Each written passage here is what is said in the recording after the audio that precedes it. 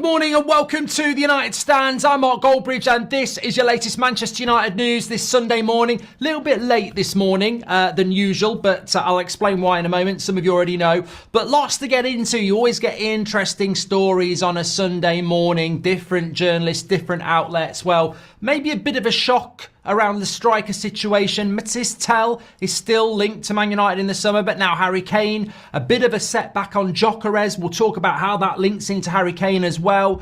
Also, very interesting from Fabrizio Romano that Ineos missed out on 2 January transfer targets that they were talking to in December, but they backed off in January because there was no money. Douglas Luiz and Kuna at Wolves. So look, money coming into it again. I want to talk about that and how and why we're not having these conversations, and yet it's holding us back, this lack of money. Also, a very interesting stat. Remember to remind me to talk about that because that's very interesting.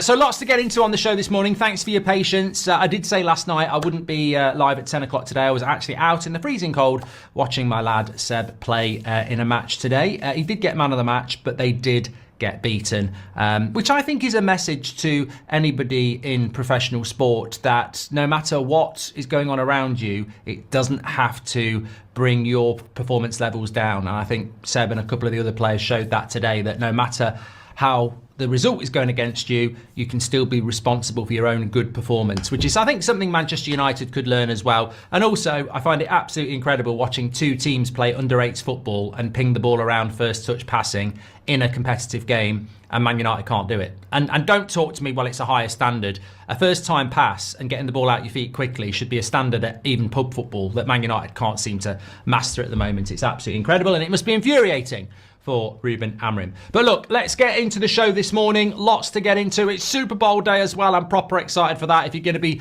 part of the Goldbridge Super Bowl cult this evening, we're live from 11 o'clock on That's Football all the way till about 4 o'clock in the morning. I look forward to this stream so much. Can't wait for that. Anyway, back to the football. And this is what we're talking about. So let's start off with the striker situation at Manchester United. So we know we've been linked to Gyökeres.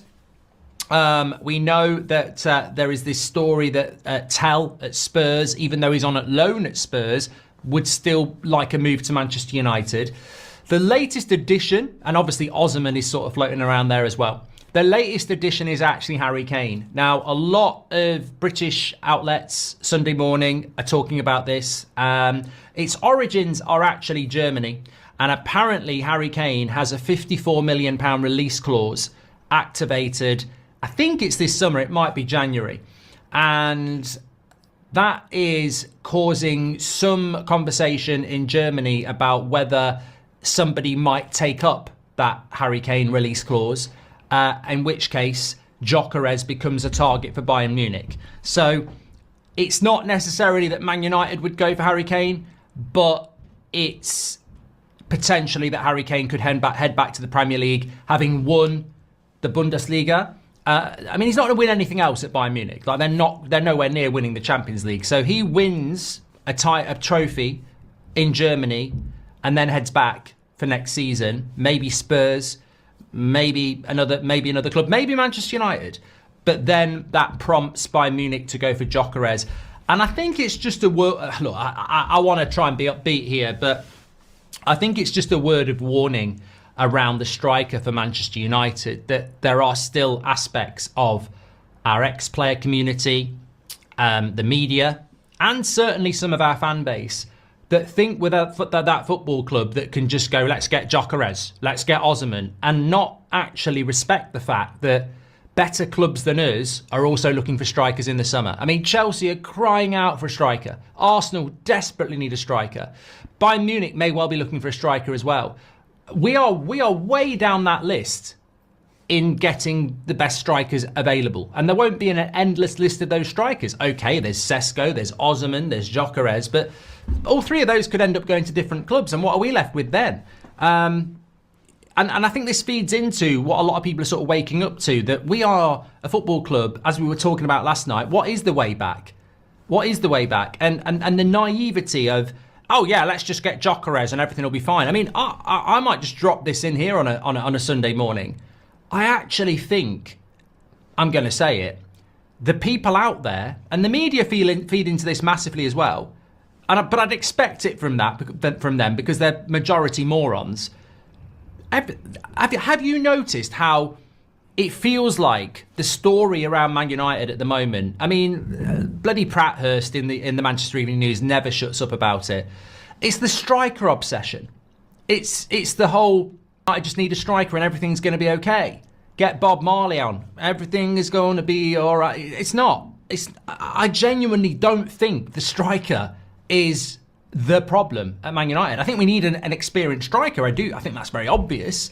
But it's almost like the story being sold is get Harry Kane, get Gyökeres, get Osimhen, Man United will climb up the league. And I'm like, oh God, this is just basic. This is so basic.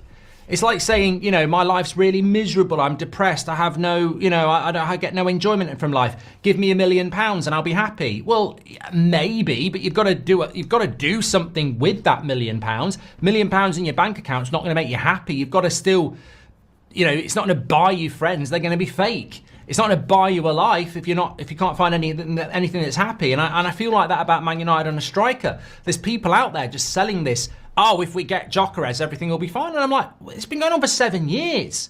7 years we've not created chances for a striker. It's not always been Xerxes or Rasmus or Rashford. It's been Cavani, it's been Ronaldo, it's been Martial. 7 years we've not been a team that can create chances for our striker. And yet we're still... I sometimes wonder, like, where Man United are, how much of it as a percentage, I mean, the vast majority is the ownership, but how much of it is because of the volume of stupidity reporting around our football club that send the story the wrong way. And the striker is not the problem at Manchester United. The striker doesn't get the team to build out from the back without booting it aimlessly long. The striker doesn't get the team to be able to play quick first-time passes. The striker doesn't get the team to be good at set pieces or defending corners. The striker doesn't get the team to pick up the runners. The striker doesn't get the team to mark people on the edge of the box for cutbacks. Like, the striker is very important, but I feel like if we had £100 million in the summer, people would gamble it all on Gyökeres. And I'm like, look, I might be in the minority, get in the comments, but I think we need a striker. But I've seen enough of Man United over the last 7 years to go, that could just end up being a good striker up front like Cavani was with very little service. And I don't see that as necessarily the solution. Keel Robinson says we should go for Son on a free. Jonathan David on a free, investing more elsewhere, says Joseph. What I don't understand is even if the Glazers are cash cow, Sir Jim is a tycoon, surely he knows you have to speculate to accumulate, or is his hands tied by Joel, says Mark.